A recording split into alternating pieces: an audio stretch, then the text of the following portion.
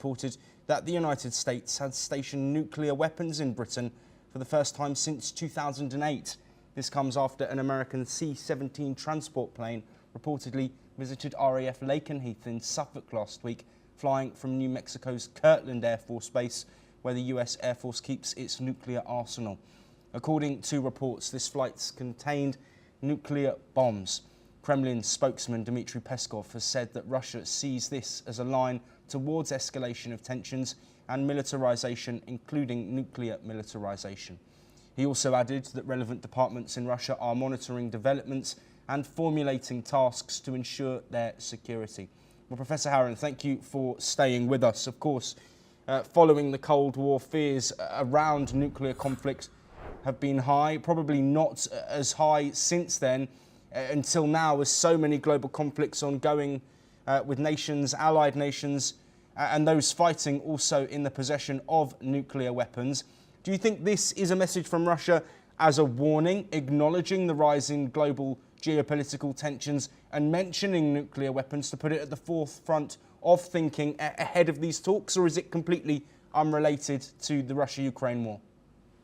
Look, first of all, my question, your report about American weapons stationing in the UK, nuclear weapons stationing in the UK, is based on what Russia is saying, or there are another confirmation? So reports from the United Kingdom, local reports about an airbase. Reports from United Kingdom. From the United Kingdom that nuclear weapons have been moved from the United States to RAF Lakenheath military base in Suffolk, on the east of the United Kingdom.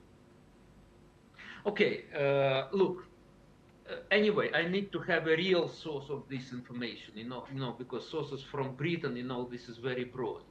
So I don't know whether it happened or not. But look, when it reported also from Russia. So look at everything what is going from Russia with suspicion, because Russians are liars. They lied that Ukraine was threatening Russia, neutral Ukraine, which disarmed itself, which gave up nuclear weapons. They said that we are threatening Russia. They said that that Russia is not going to have war in Ukraine one day before the war started. They are liars. So it's very, very well known. It's for decades. So be very careful about that. And finally, look, what Russia is saying about global nuclear war. This is their approach since, I would say, since February 2022 or even earlier. What is there? Actually, they would like that Ukraine remained unarmed, so Ukraine do not receive any support, any weapons from the West. And that's why Russia is saying, well, otherwise we will start a nuclear war. We are not afraid of nuclear war. Definitely it's a bluff. It's a bluff, but this is war rattling, This is, blackmail of the whole world, including the West. We in Ukraine, actually, it may be strange to hear for you, but we are not afraid. We are fighting. We are not afraid by Russian, these talks about nuclear escalation. Again, Ukraine is not the aim of this war rattling. This is the West and other international countries who are afraid of being involved in the war and are afraid of future nuclear war.